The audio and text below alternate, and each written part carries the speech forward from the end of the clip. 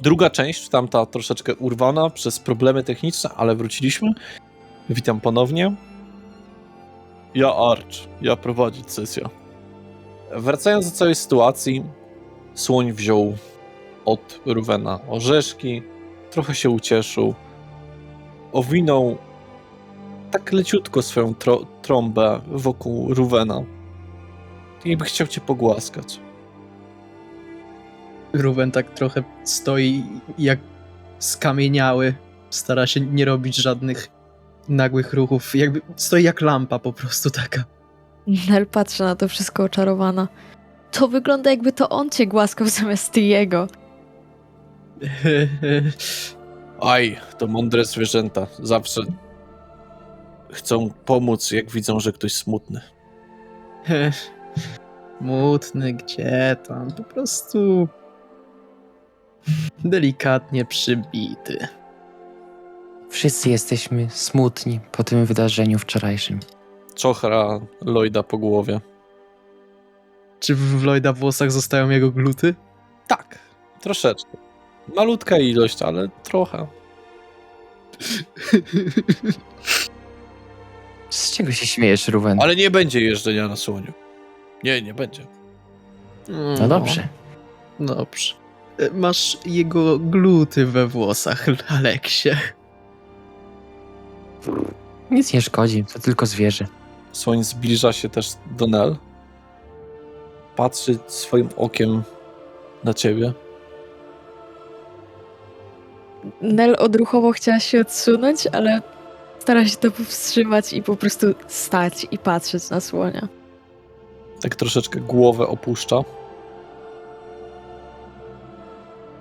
Grzatek lubi być głaskany za uchem.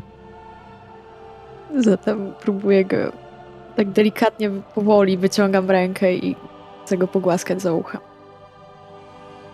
Wygląda, jakby się uśmiechał, o ile to jest możliwe.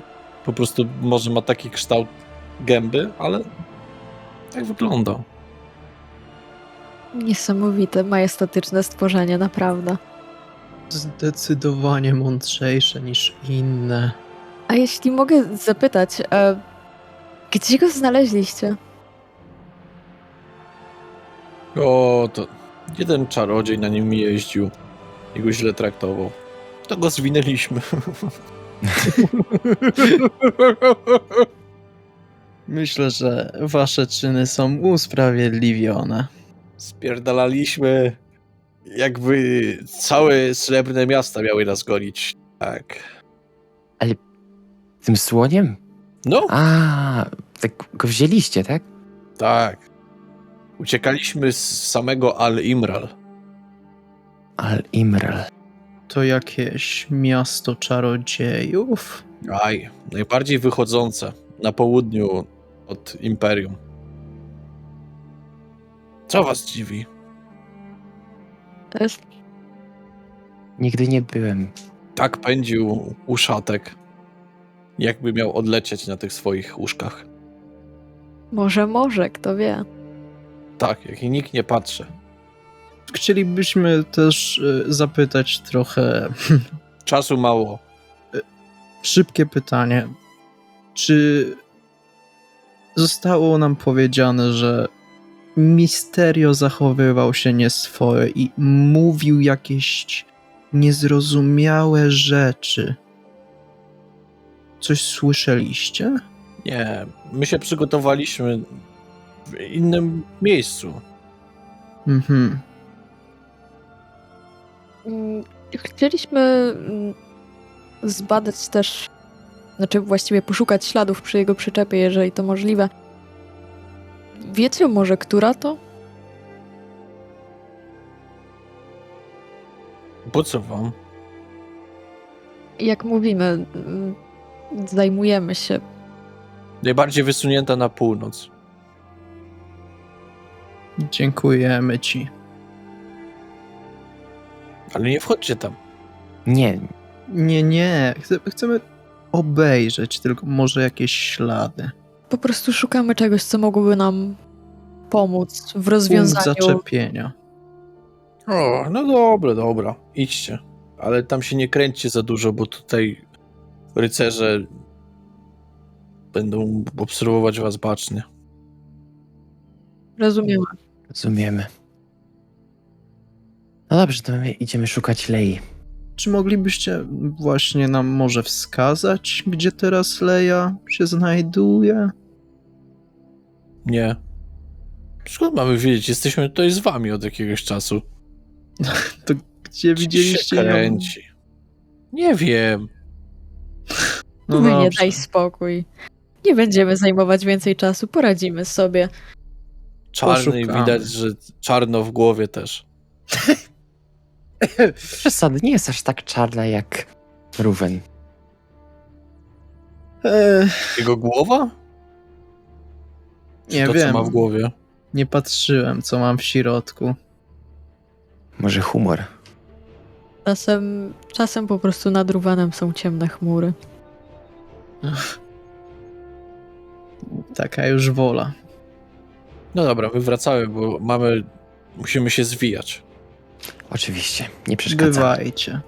Puszczamy Imperium. Dziękuję, że pokazaliście nam to zwierzę. Była to niezapomniana przygoda. Uszatka. Uszatek to nie byle zwierzę. Wręcz bym powiedział, że elitarne. No. Jedyne w swoim rodzaju. Wyjąłeś mi to z ust, Ruwanie. Wielkie elfy myślą podobnie. Idziemy. Oni się z wami żegnają. No to serwusik. Serwus!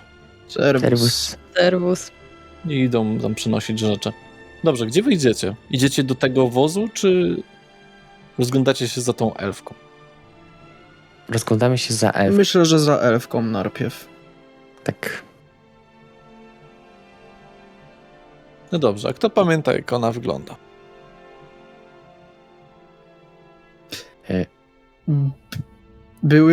Było mało elfów, a już dwóch poznaliśmy, więc Okej. bo z tego co pamiętam... Sekunda. Mhm. Sekunda. Sekunda. Nie. Nie. Mm-mm.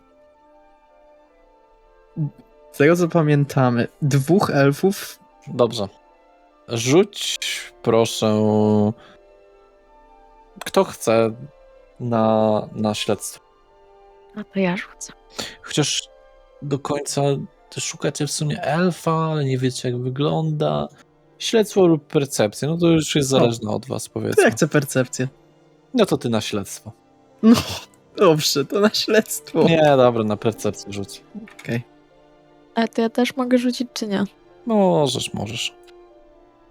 To wy we dwoje. Naturalna jedynka. Gratuluję. Dziękuję.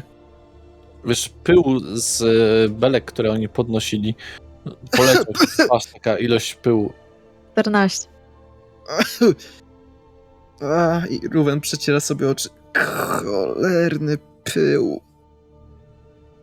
Nikogo nie znajdujesz, Nel. Przynajmniej nie na otwartym powietrzu. Może jest w jakimś... Sprawdźmy po prostu. Możliwe, ale sprawdźmy na razie przyczepę. Nie marnujmy czasu na... Dobrze. I tak po części go zmarnowaliśmy, ale... To kierujemy się do przyczepy najbardziej wysuniętej na I na północ. Docieracie tam. Można zaobserwować dziwne zjawisko. Widzicie róża. Róża? Tak. Widzicie czerwone róże. Co jest w nich niezwykłego, to fakt, że łodygi i liście są czarne. Rosną bardzo pokręcone. Nie są proste. I sam kwiat jest czerwony, ale im bliżej łodyg i tego wszystkiego, jest taki ciemniejszy. Widzicie kredą namalowane przy drzwiach takie gwiazdki jakieś, takie jakby malunki dzieci. w okolicach drzwi. Widzicie, że zamek był wyważony. Czy w pobliżu są wartownicy, jacyś lucy? Nie. Bardziej jeszcze na północ, ale tak z 50-60 metrów od nas. Ten powóz jest na kołach, rozumiem. On ma... Tak. Można wejść pod niego, jakby sprawdzić, czy ktoś może się pod nim położyć. Tak. Ja Bo chciałbym... jest na wysokości około 60 centymetrów. To ja chciałbym... Ruwen kładzie się i wsuwając się trochę, oczami patrząc w górę, sprawdza podwozie i pod schodami, czy czegoś nie ma. Pod samym wozem jest klapa. Chcę ją podnieść do góry jakby. Czy ona się otwiera? Przesuwasz taki haczyk pod spodem metalowy i ona opada w dół właściwie. Prawie by cię uderzyła w głowę, gdybyś jej nie złapał rękami. To wysuwam się trochę. Zaczyna lecieć nad ciebie jakaś ciecz. Odsuwam się, żeby nie leciała na mnie. I jakiego koloru jest ta ciecz? Czerwona. Czy ma metaliczny zapach? Zdecydowanie. To dobrze wiem, co to jest. Nel, spróbuj otworzyć przednie drzwi. Podchodzę zatem i próbuję je otworzyć. Ja natomiast chciałbym Uchylić bardziej. pilnować, żeby nikt, jakby ktoś się zaczął zbliżać, podchodzić, to żeby mógł wcześniej ostrzec resztę. To będzie bardzo niedługo, bo w tą stronę też zbliża się parę osób. Nel, Ruwen, Jakichś pracowników cyrku, więc macie chwilę tylko, żeby zerknąć do środka. To Ruwen wyciąga... Można wejść od dołu, chodźcie. To nie jest bardzo duży powóz. Ja tak czy siak próbuję uchylić przednie drzwi. Zajrzeć przez nie. To, co widzisz, jest makabryczne. Widzisz, jakby ktoś wziął naprawdę duże wiadro i to wiadro by eksplodowało z zawartością w środku, zostawiając tak naprawdę kawałki mięsa, kości, krwi rozbryzgane na cały przednią część tego wozu. Po prostu jakby ciało eksplodowało. Wygląda ohydnie. Bardzo. Już większość tej krwi zaschła. Zamykam szybko. I Było tam, wiesz, parę jakichś tam dekoracji, jakichś takich czapek, jakichś takich amuletów, książek. Ciężko powiedzieć, bo to wszystko ma na sobie teraz jakieś resztki.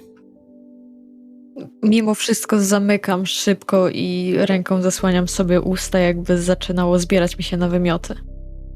Ruben, widząc, że Nel zamyka drzwi, to po prostu też przymyka tą klapę od dołu, żeby nie była otwarta i wysuwa się. Coś nie tak? Ale nie zamknąłeś na zamek. No tak, na zamek miałem na myśli. Okej. Tak, żeby nie otwierała się sama z siebie. Ktoś idzie w waszą stronę. Biorę moich towarzyszy tak pod rękę i po prostu udaję, że idę sobie przed siebie na północ dalej. Na północ. Bo czy oni idą tam, skąd my przyszliśmy? Oni idą z północy. Aha, no to w przeciwną stronę. No to idziemy w przeciwną stronę w Okej. takim razie. Co tam? Zobacz, wyglądasz niedobrze, Nel. Blado, bardziej niż zwykle. No, trudno to zauważyć zazwyczaj, ale teraz zdecydowanie. To było straszne. Ale to Jego ciało eksplodowało. Przynajmniej tak wyglądało. Wszędzie była krew, mięso. Mówię to dosyć ściszonym głosem. Resztki jego ciała. To musiało być okropne. Okropne. Nawet... Nie czuję się najlepiej. Tak, ja też. Ale to jest... To... Jakkolwiek nie brzmi to okrutnie, to może być ważna wskazówka. To jak zginął. To był on. Kurczę, a Wiktor już wyjechał. Może on znałby taką magię. Teraz już za późno. Myślę, że jemu żadna magia by już nie pomogła. Nie. Ludzie, miałem na myśli, że znałby zaklęcie, które potrafi rozsadzić kogoś od środka. A wydaje mi się, że to zaklęcie raczej nie jest powszechne.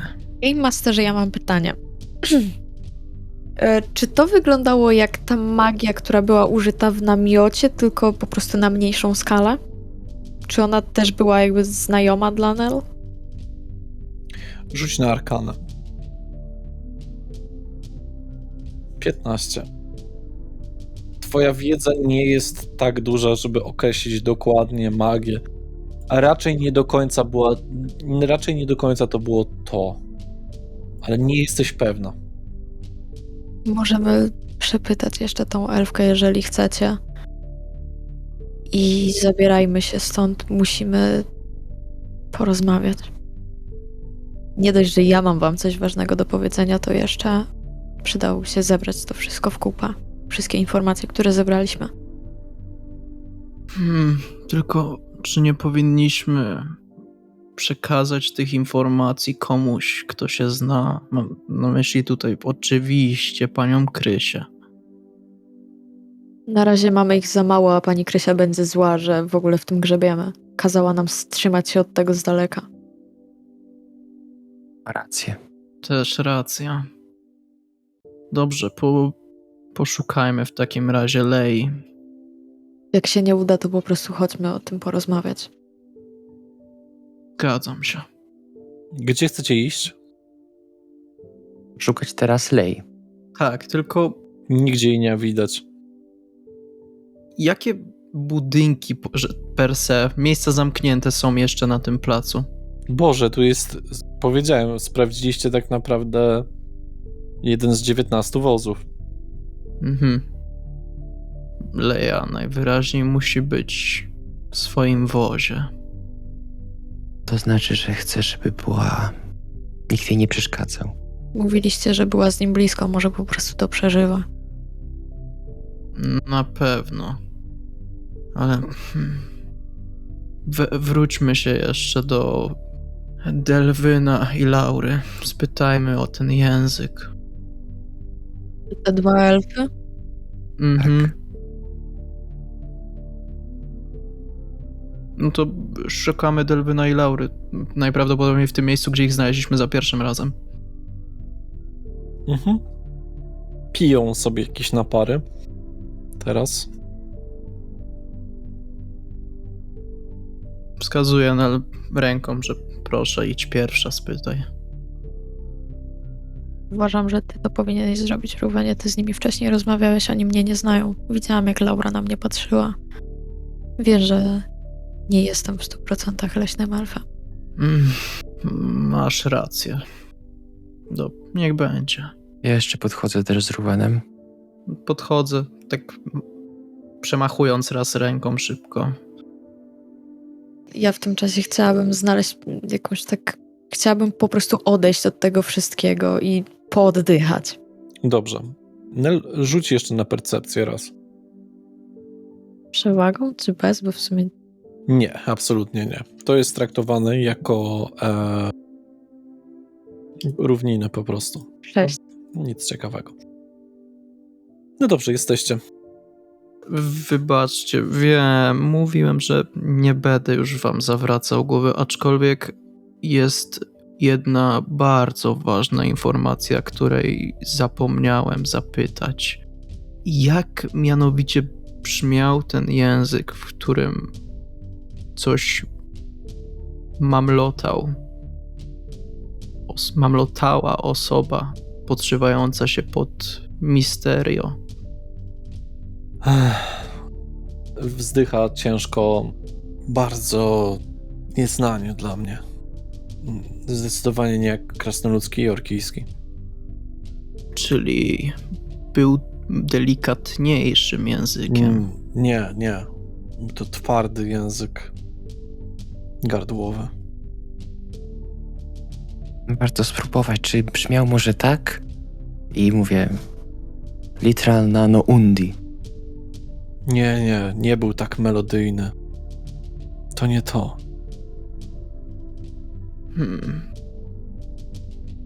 Czy umielibyście powiedzieć jakiekolwiek, choć pojedyncze słowo? Nie. Naprawdę, przykro mi, ale Hmm. nic nie pamiętamy. Nie wydawało nam się to wtedy. Nie, spokojnie. To trochę tak, jakbyś miał powtórzyć po dziecku to, co robi. I tak nam bardzo to pomogło. Nie zwraca nikt na to uwagi, co mówi.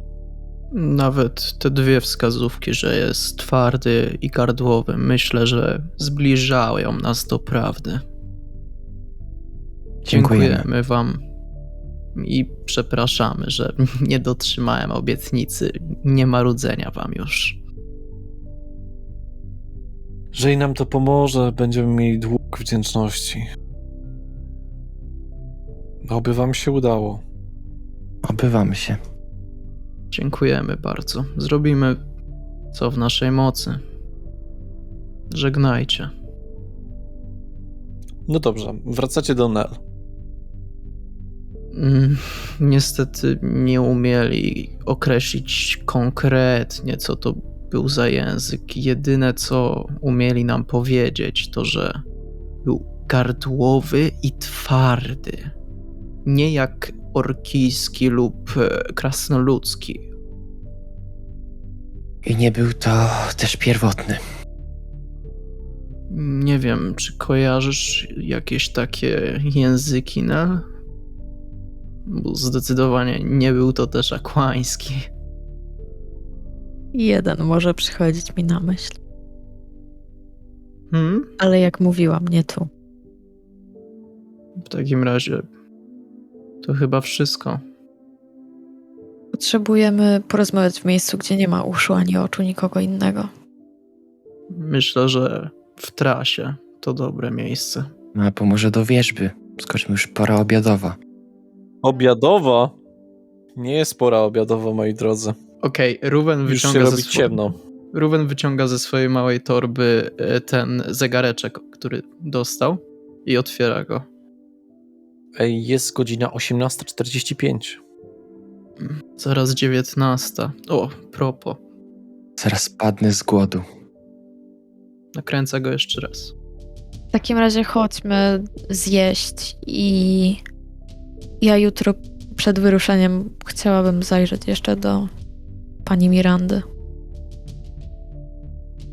Pójdę z tobą, chyba że chcecie być w cztery oczy. Nie, tu chodzi bardziej o to, że dawno nie miałam mojego elfickiego makijażu i po części trochę za tym tęsknię. O, no to świetnie się składa. Bo ja też. To w takim razie mamy ten sam cel podróży jutro.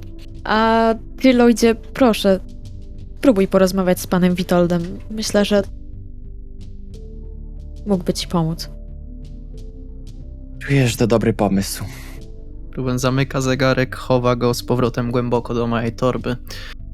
No dobrze, chodźmy na kolację. Kierujemy się. Czyli na powóz i wracacie do Talungwardu. Tak. Tak. Dobrze, opuszczacie to miejsce. Gdzieś tam wzrokiem jak sięgnąć widać coś latającego w okolicach całego cyrku. Czy to są wrony, kruki? Nie, to było coś większego. Na ciemnym niebie jakieś świecące to było? Nie, Okej. może wielkości gigantycznego nietoperza, no ale Wróciliście do Talmguardu. Wielu strażników daje wam ostre spojrzenie. Ja zakładam swój kaptur na głowę. Ten z peleryny, który kupiliśmy. Też założę. Pani, i mówię do moich kompanów ściszonym głosem. Pani Krysia mówiła, żeby nie rzucać się w oczy. Konie są na 100% spragnione i głodne. Zaprowadzamy je do, nie wiem, I zagrody. do zagrody właśnie. Tego słowa szukałem. Stajni. Za te konie to będą 3 sztuki złota. Płacę. Okej, zostawiacie konie.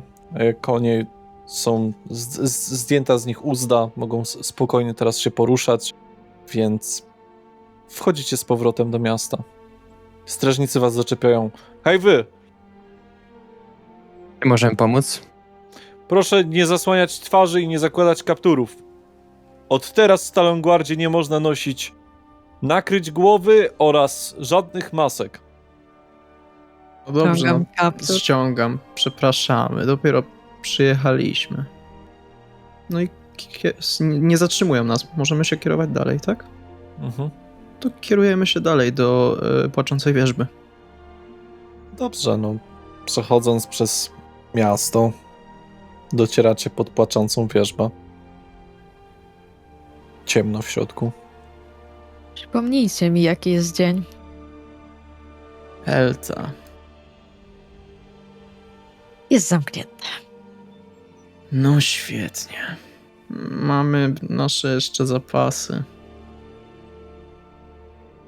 Miały być na podróż, ale to i tak z rana możemy uzupełnić to, co dzisiaj Kupimy zjemy. jutro. No to chodźmy na dach tawerny. Na dach? Na dach. Tam jest bezpiecznie. Jeśli tak sobie życzysz, w takim razie chodźmy. Jak to na dach tawerny? Czy tego budynku, co byłam wczorajszej nocy z Lloydem. To jest dach tawerny. Czemu chcesz tam iść? Jak tam są tylko... Dach jest tam tylko... No tak, A tam nie ma przestrzeni za bardzo. ale można usiąść gdzieś pod gębniewem, goddammit. Ty możesz. Ach, To jest stromy dach. Chwila, właśnie. To Ruben, jest... to jest stromy dach. Tak! Okej. To jak Lloyd tam wszedł wcześniej? Dobrze mu rzut wyszedł. Ruben tak mówi, może jednak preferowałbym w środku. To chodźmy do któregoś pokoju. Któregoś z nas. Pani Krysia O nie Boże, będzie pani tym razem szczęśliwa z naszego widoku.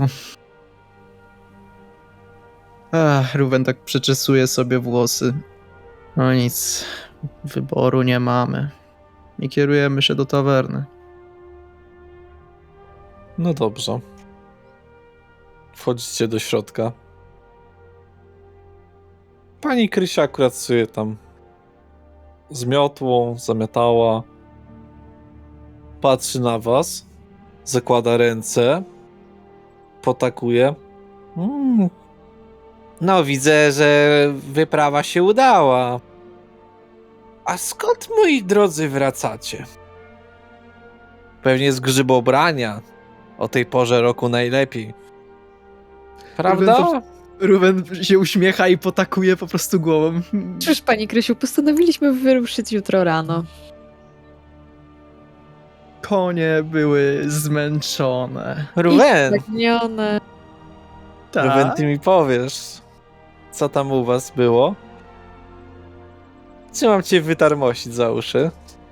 Wie pani, jak to jest z młodymi. Czasem nie słuchają się starszych.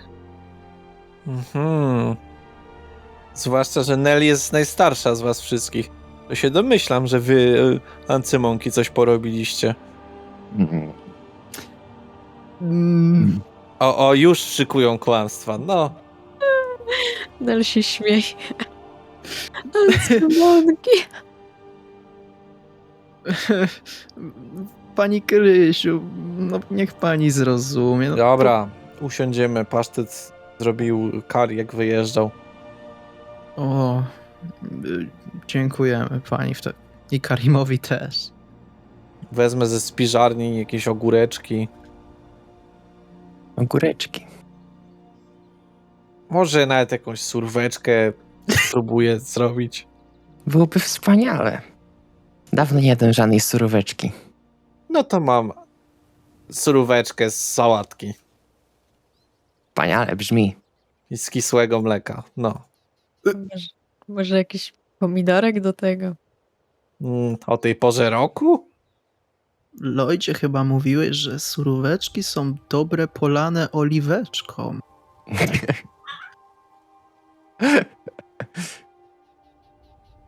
Cieszmy się, że mamy co jeść dzisiaj. Umieram z głodu.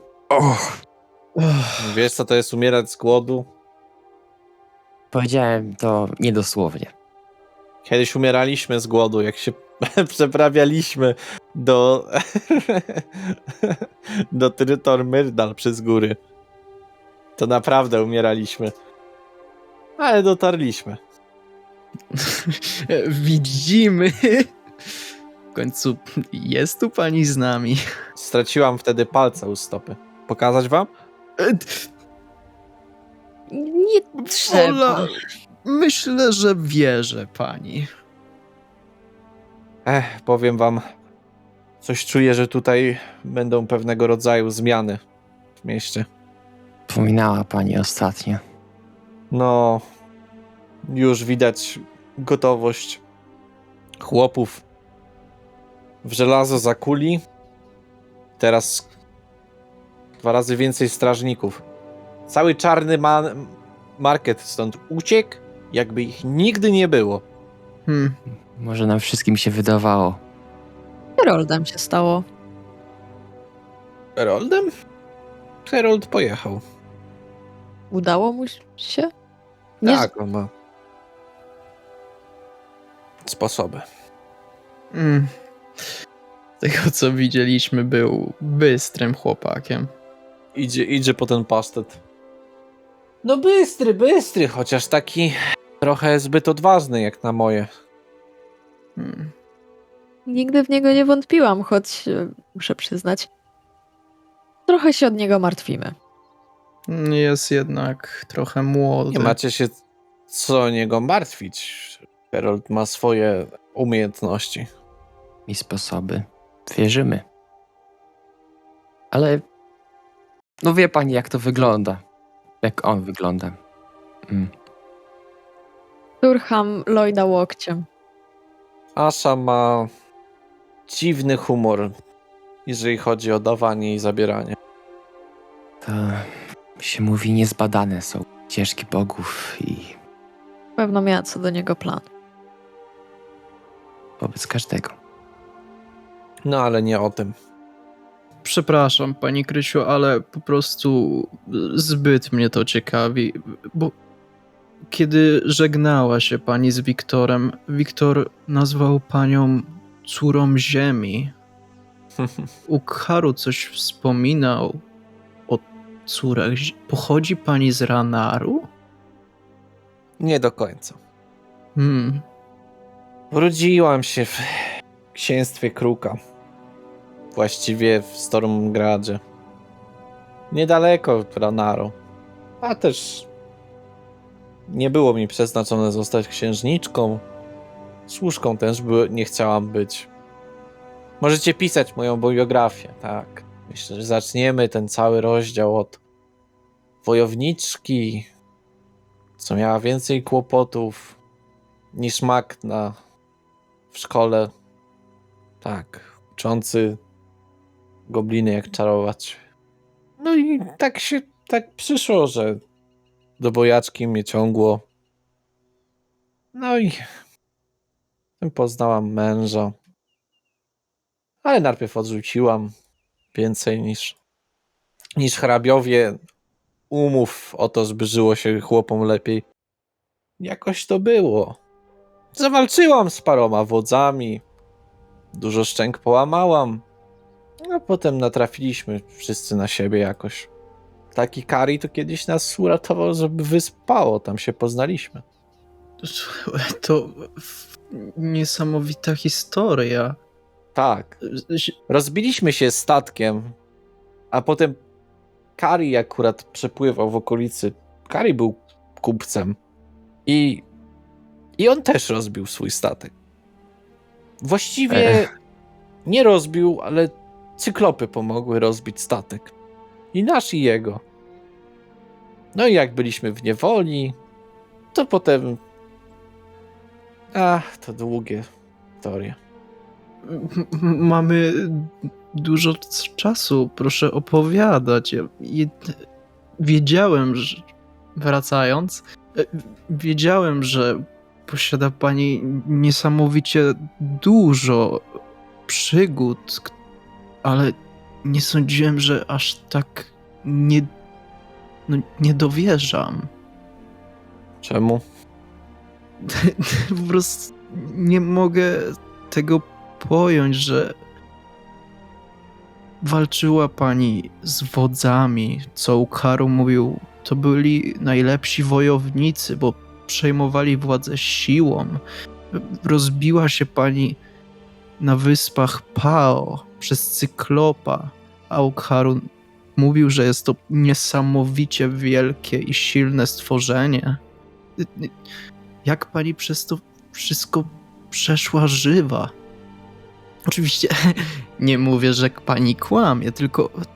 Niestraszny diabeł, jakim go malują. Każdego był sposób. Trzeba było sobie radzić, Ruwen. Jak wiesz, że zginiesz, to walczysz. Albo się poddajesz.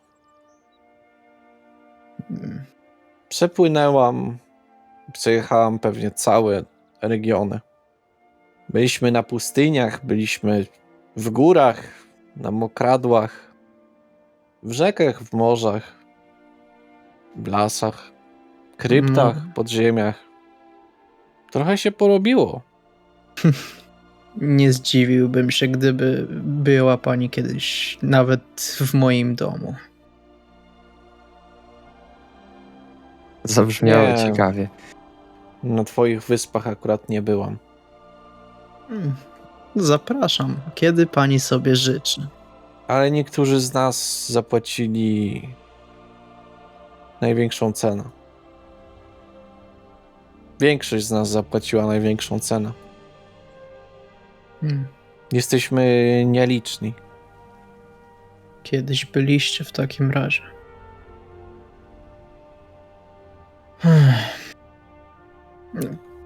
Przepraszam, nie powinienem było to pytać. W porządku, Ruwen. Ciekawość mnie zżerała. Nel siada, zakładając nogę na nogę. Ruwen również siada do stołu i rękami pociera o siebie, już gotowy na jedzenie. To naprawdę niesamowite, o czym pani mówi. I uważam, że to równie szlachetne, że zdecydowała się pani pomóc kolejnym poszukiwaczom przygód, że tak to nazwę. Alex kiwa głową. Lepiej być poszukiwaczem przygód niż psem na usługach któregoś z kraju. To prawda. Przynajmniej wolność jest dużo warta. Na pewno była pani wielokrotnie również w Airolanie. Nie tak strasznie dużo, ale parę razy byłam. W których miastach, jeśli mogę zapytać? W sumie to byliśmy w 4 stolicach głównie. W 4 stolicach? To państwo ma 4 stolice? Stolice Airolanu zmieniają się z każdą porą roku. U was ludzi wzięło się to przekonanie, że podobno dlatego elfy mają obsesję na punkcie liczby 4. Od 4 stolic i 4 pół roku. To prawda. 400...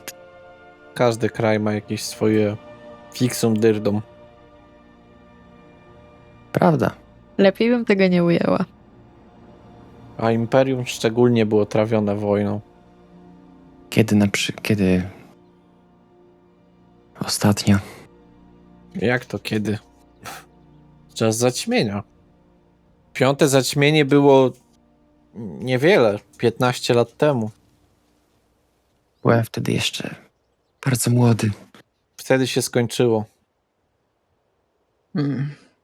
My nie doświadczyliśmy go na szczęście na wyspach. To dobrze. Ale i wcześniej było wiele konfliktów. Kiedyś przecież to było Imperium Sokoła, a nie Gryfa. Było tu wiele wojny.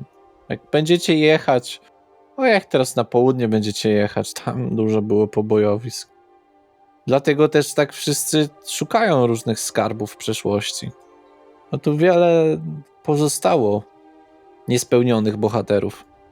A jeśli mogę spytać, pamiętam, że ktoś mi kiedyś mówił, że ludzie kiedyś wierzyli w Ilata. Którego momentu to się zmieniło? No, to dawno temu. Bardzo dawno. Prawie 1000 lat temu. A czy wie pani, jak do tego doszło? Bo domyślam się, że nie było to z dnia na dzień. No, to w sumie Herald najbardziej o tym opowiada, bo on o tym najwięcej słuchał. Ale wiem tyle, że był duży konflikt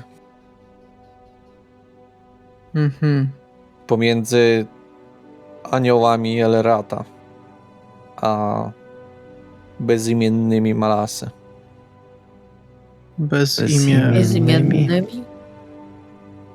Takie istoty dziwne. Ale Pomiędzy mrokiem a światłem. Jakby to ktoś poetycko, jakby Iliada to opisała. to są jakieś tworzenia, pani powiedziała, ale to są potwory, czy tak jak anioły, posłańcy Boga? Bardziej jak anioły. Nie spotkaliśmy wielu. Też wielu pewnie nie ma na świecie. Chociaż kto ich tam wie. Wielu, znaczy, że jakiś pani spotkała? Spotkałam wielu dziwacznych towarzyszy. Niesamowite. Jeden z nich był tą kreaturą, tym bezimiennym. A to przez krótki okres. Co się z nim stało? Kto go wie?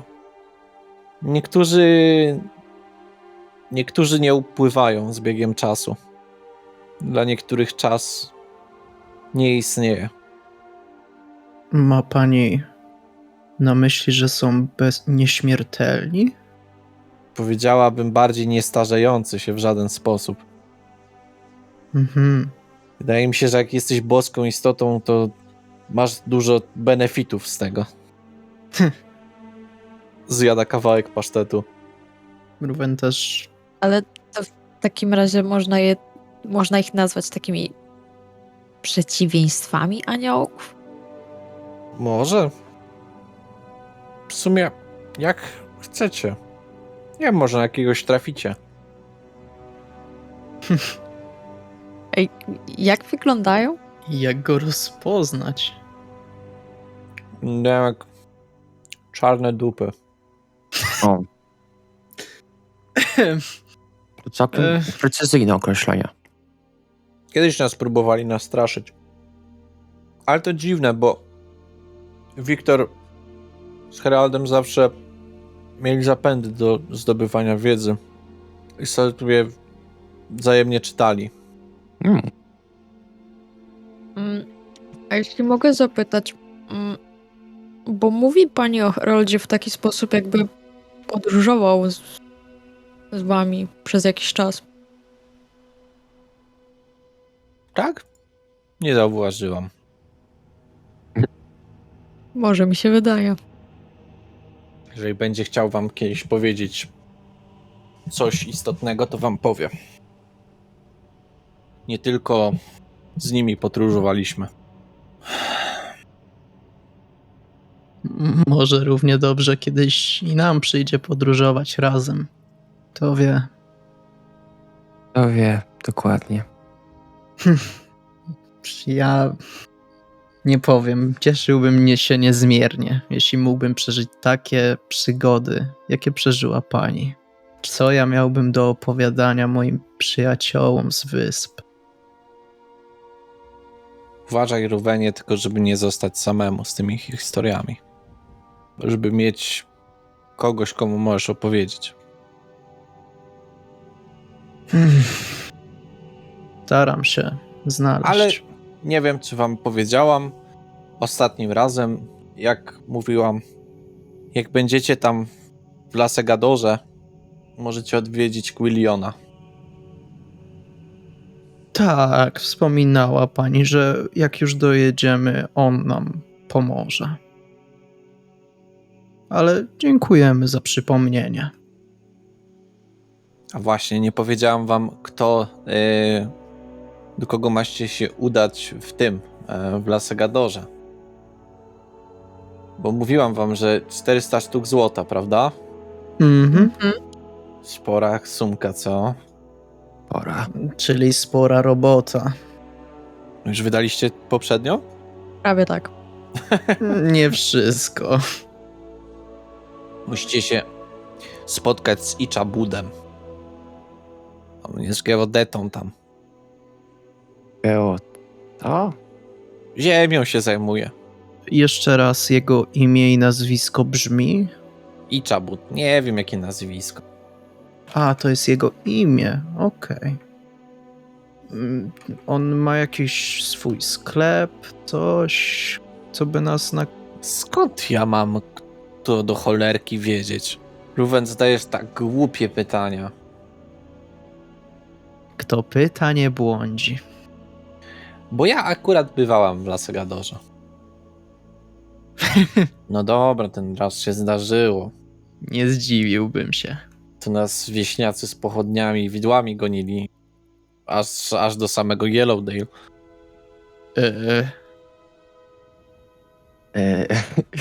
no tak. Czemu, jeśli można zapytać? Właśnie. I oni tam nie lubią obcych. A, To dobrze, że kupiliśmy płaszcze z kapturami. tak, bardzo dobrze. Rzadko przechodzi to, że jest się cyrkowcami. Ta stara sztuczka już przestała działać parę lat temu. A jakaś inna? Były pewne, ale nikomu się nie spodobały. Iliada kiedyś powiedziała, że będziemy udawać, kurtyzany. Oho. Ale to nie przeszło. Z nami raczej też by nie przeszło. Ja raczej wolę nie próbować, nawet jakby miało przejść. Wiktor po prostu przeszedł przez frontowe drzwi. Znaczy, przeszedł to delikatne określenie. Domyślamy się, że z tych drzwi nie zostało nic. A przynajmniej dużo. Każdy u nas miał swój temperament. Poza Karim. Mm, Kari był najspokojniejszy z nas wszystkich. Tak już mają ci, którzy pływają na morzu. Albo w sumie, albo Faret. Ciekawe co u niego. Kim był Faret? Domyślam się, że pani przyjacielem, ale Druidem. o, Druidem? Z tych wyższych druidów? No wysoki to on był dosyć. Pytam bardziej o stanowisko. Nie. On to człowiekiem jest. Może jeszcze żyje. Ludzie praktykują magię. Niewielu. czyli jest wyjątkowy. Dało się spodziewać, skoro jest pani przyjacielem. Chciałbym sprawdzić godzinkę na zegarku, która już jest. 20:20.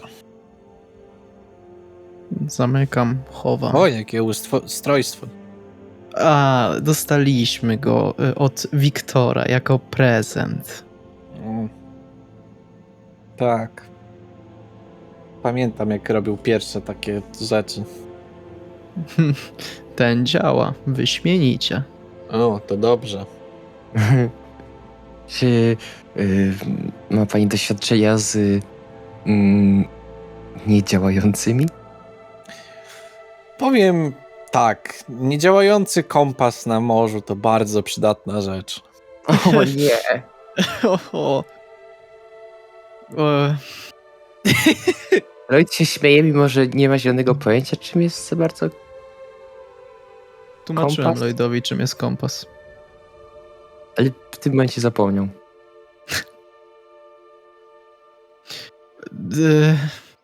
Myślę, że to był największy kompas. Największy ból, jaki się dało znosić. A nawigatora nawet nie chcę wiedzieć, co on wtedy myślał. O, właśnie. Dowiedziałam się, co się stało w Elden's Crossing z wami. To znaczy? Ruben się uśmiecha. Nel też. Słyszałam, że doświadczenie nie poszło najlepiej. Nie, bardzo fantastyczne miasto. Nel. Rozmawialiście z naszym człowiekiem. Którym? Którym? Hmm. Jak zgadniecie za pierwszym razem, to wam powiem. O, Podpowiem, że jest bardzo roztańczony. Czyżby druid? Nie. nie, Lloyd. Lloyd, ten co grał na bębenkach. To ten? Jamiro, no. Kto grał na... Ja chyba nie poznałem. Blokował wejście do karczmy. A, Cóż, Hmm. bardzo utalentowany osobnik. rozumiem, że kary żadnej nie będzie. Chłosta. Gotuj się na rano. Będziemy cię chłostać. Pani Krysiu, jest delikatny problem. Na rano z Nel już umówiliśmy się, że mamy do załatwienia. Rozumiem pewne rzeczy, ale nie wkurwiajcie tych ze skarbnicy Chantilly, bo ten, kto ma pieniądze największe, może wam zrobić większą krzywdę niż fizyczną. Wie pani, Może wam przedziurawić kieszenie na zawsze. myślę, że na to ostrzeżenie już trochę za późno, jeżeli mam być szczera. A to nie ma się co martwić. Możecie być jak chłopi i będziecie kopać po prostu złoto na polach, a potem zapominać o nich i wyrośnie tam żyto. To też są niezłe matołki. Ale nic, będę się kładła już spać. O, w takim razie życzę pani samych pięknych snów. Coś sugerujesz? Nie. Szkoda. No nic, ja się kładę spać. Pasztet zostaje dla was, ogóreczki, sałata. Dziękujemy pani Dziękujemy. Dziękujemy. jak zwykle wielką i dozgonną pomoc. Dobranoc, bądźcie ostrożni, chociaż to po co ja to w ogóle mówię? Wchodzi na górę. Dobrej nocy. Ach, Nel się zajada ogóreczkami, suróweczką. Zostało parę świec palących się w środku, przy wspólnym stole. Ruben przeciera sobie oczy, już też trochę zmęczony i dojada swoją porcję pasztetu i ogóreczków. Nel, mówiłaś sama, że mieliśmy porozmawiać.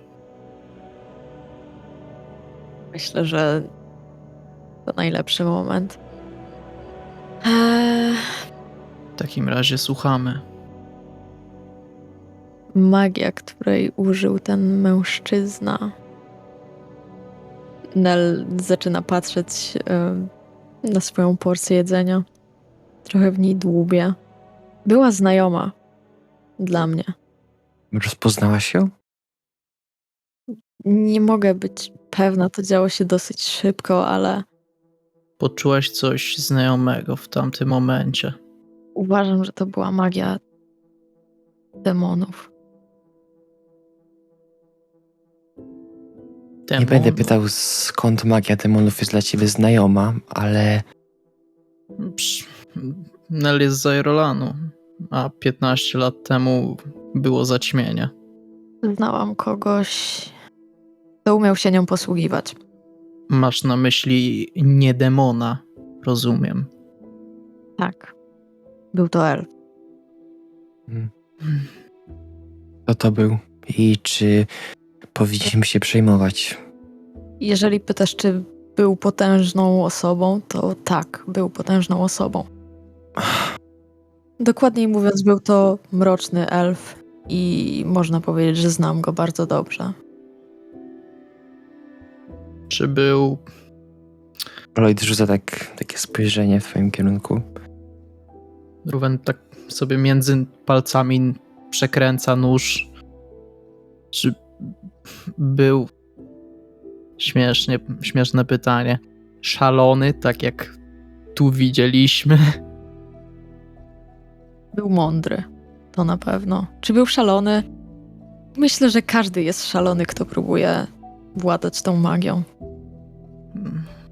I nie opuściłam Airolanu, bo mnie wygnano. Opuściłam go ze wstydu. Wstydu.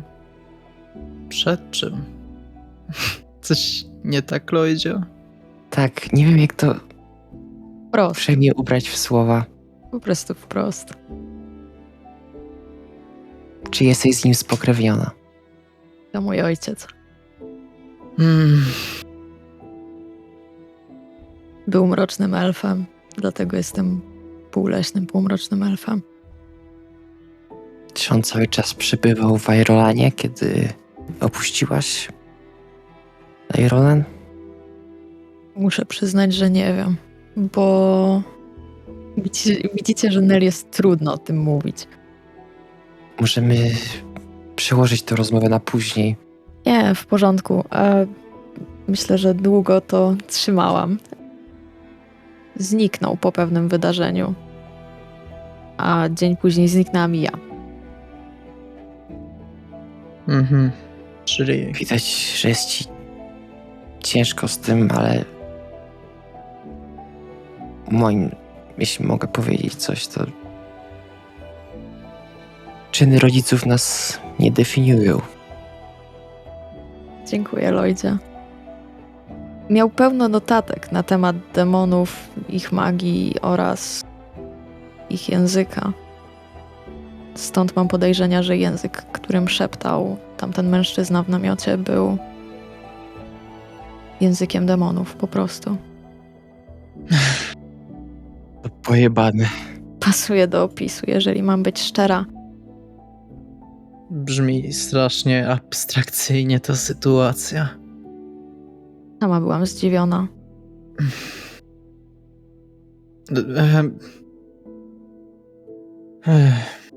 Nie wiem, jak to powiedzieć, ale patrząc na to, co ostatnio zrobił twój ojciec, nie wiemy. Nie wiemy, czy to był on. Mogę mieć tylko podejrzenia. Mógł to być człowiek, który z nim podróżował. Nie wiem. W każdym bądź razie powinniśmy chyba na razie trzymać się z daleka. Może zbierać informacje, ale na pewno nie rozmawiać z tą osobą. Zresztą nie wydaje mi się, żeby była rozmówna. Raczej nie byłby rozmówny. Ale Nel, wybacz, że o to zapytam. Może nie powinienem się mieszać, ale Pytaj, o co chcesz. jakie są twoje relacje z ojcem? Opuściliście się nawzajem, więc nie wygląda to zbyt kolorowo.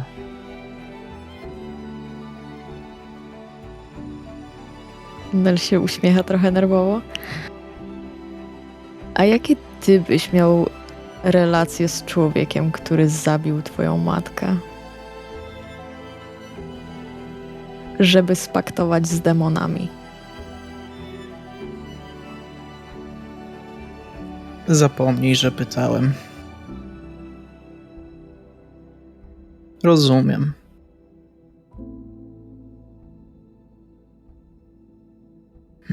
Jest to jakaś wskazówka, kto wie. Musiało ci być bardzo ciężko i tak myślę, że to musiało wymagać, Dużo woli ducha. żeby to jeszcze dzisiaj powiedzieć nam. No się spotkaliśmy tak od miesiąca. Nawet nie, Lloydzie. Przeżyliśmy dużo ciężkich sytuacji, prawie razem zginęliśmy, więc nie mam powodów, żeby to dłużej ukrywać. Śmierć najbardziej zbliża ludzi. Ufam wam. I my ufamy tobie, Nel. Zresztą już przeprowadziłaś nas przez wiele nie najlepszych sytuacji. Myślę, że powinniście wiedzieć, że po tamtej sytuacji zmieniłam również nazwisko. Tak, żeby nikt mnie z tym nie kojarzył. Rozumiemy to kompletnie. Jak najbardziej. A jakie jest twoje prawdziwe nazwisko? Szafrat. Szafrat. Ładnie brzmi. To na pewno.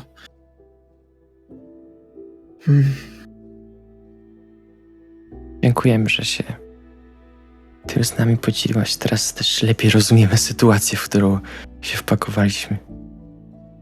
Zgadzam się. Aczkolwiek Jak mówiłam, ma parę notatek. Znaczy, miał parę notatek o demonach i ich języku. Dlatego w bardzo małym stopniu, ale znam ich język. e, Dlatego tak mi zależało na choć jednym słowie. rozumiem. Nie możemy winić tych dwoje o niezapamiętanie i ani słowa. Oczywiście, że nie, ale dziękuję, że i tak próbowaliście. Ja się chyba wam nie dzieliłem tym, ale też trochę potrafię w takim dziwniejszym języku. Na pewno rzadkim. Wspominałeś coś dzisiaj o pierwotnym. Tak, Zgadza się. bardzo rzadki język. Moja mistrzyni potrafiła go tylko trochę. Twoja mistrzyni. No proszę, myślałam, że tylko ja tutaj miałam nauczycielkę. Dzięki komuś stanąłem, postawiłem swoje pierwsze kroki w błogosławieństwu Aszy. To ona mnie nauczyła tego, co wiem teraz o Aszy. Chociaż to może brzmieć dziwnie, ale nadal nie wiem, dlaczego Asha nazywa się Asha, albo inni smyczy bogowie nazywają się tak, jak się nazywają. Z języka elfickiego. Asz. Asha. Harmonia i porządek. Z elfickiego. W takim razie, czy elfy były pierwszą rasą? Wiesz, że sama się nad tym zastanawiam. Nie wiem, nie zdobyłam nigdzie na ten temat informacji, ale mam podejrzenia, że nasz język jest prawdopodobnie jednym z najstarszych języków. Być może tym pierwszym. Wydaje mi się, że pierwotny może być tym pierwszym, ale jeśli tak się zastanowić, to w nazwach tkwi potężna moc. Nazywając sprawia, że to jest część twoja. Jeżeli pierwotny byłby tym pierwszym, to dlaczego Smoczy bogowie nie są nazwani w języku pierwotnym, ale w elfickim. Może dlatego język pierwotny został zapomniany.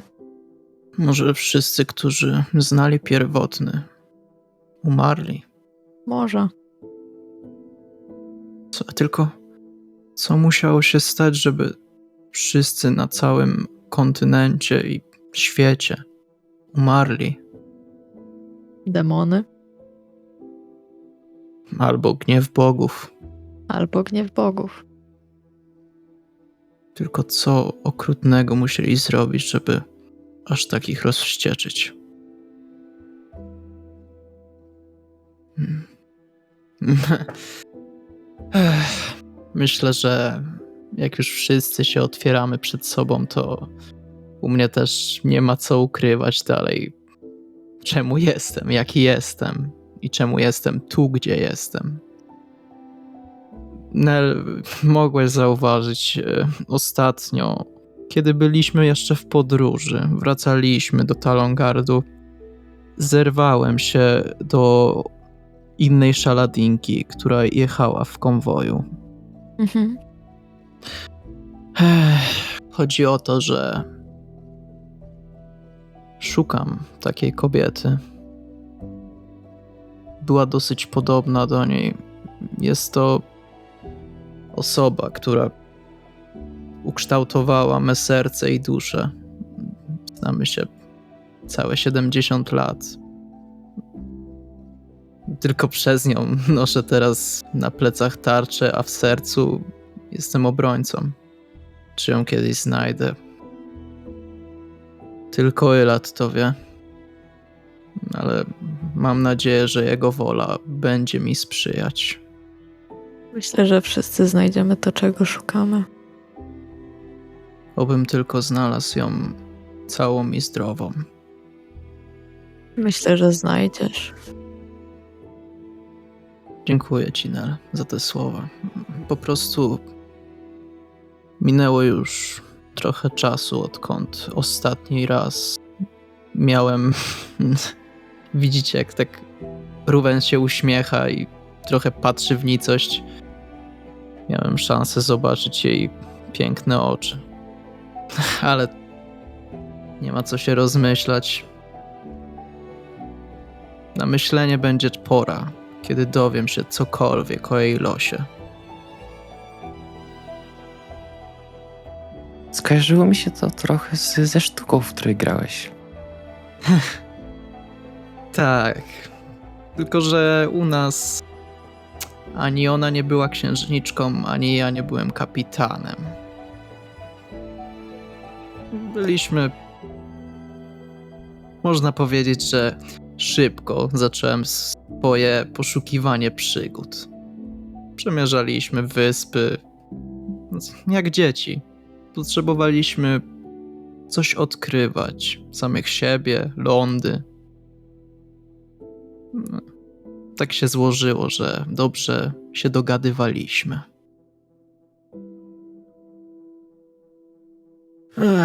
W każdym bądź razie nie ma co się rozklejać. Tak jak Nel powiedziała, na pewno wszystko z nią w porządku. Pytanie tylko, kiedy się dowiem. A jeśli mogę zapytać, co się z nią stało, że zniknęło? Nie mam zielonego pojęcia. Wypłynęli na coroczną misję handlową. No, u nas na wyspach złotem nie pływamy w złocie. Potrzebujemy nowych materiałów, żelaza, mięsa, warzywa.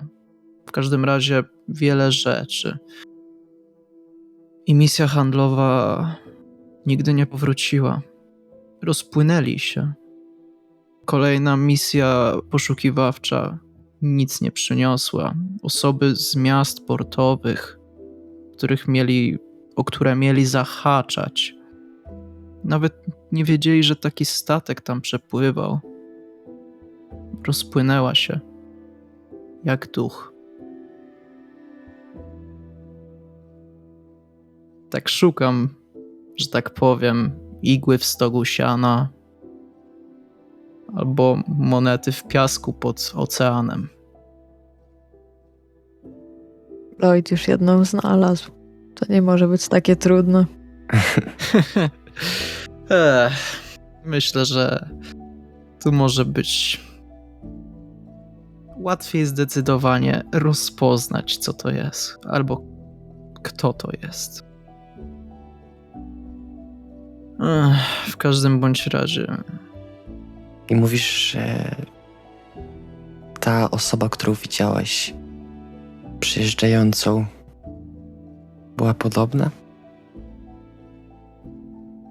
zdecydowanie tak. Przynajmniej z miejsc, które widziałem. Tak samo piękna, po prostu. Co mam wam mówić? Mogę wam co najwyżej pokazać, jak wyglądała. Rysownikiem dobrym nie jestem, ale coś mi się udało na bas grać. Możesz pokazać. No to Ruwen wyciąga swój ten już zeszyt, zeszyt. I pokazuje wam, otwiera na jednej ze stron i pokazuje wam po prostu szary rysunek kobiety i stronę obok niej. Tak wyglądała. Była zdecydowanie bliżej waszej kultury niż ja. Jest rzeczywiście piękna. Nawet bardzo. Jedyna w swoim rodzaju. Boję się tylko, że mogę jej teraz nie poznać. No, jednak minęło to 7 lat. To wie w sumie, gdzie teraz jest, co robi, jak wygląda, kim żyje. Ale po to podróżuję, by się dowiedzieć. No i Ruwen zamyka swój zeszyt i chowa go z powrotem. No to dziękuję wam. Trochę jednak kamień z serca spłynął. Jest lżej na duszy. Możemy ci znaleźć wybrankę. Zobaczymy, czy wybrankę. Ten pierścień, który widzieliście, jest zrobiony dla niej. Jeszcze nie znam odpowiedzi. Ale poznasz. Oby Elat dał mi poznać. Oby Ilat i oby Asha, oby wszyscy bogowie czuwali nad tobą. I nad nią. I nad nią. Ruwen się przyciąga. Myślę, że pora do łóżek.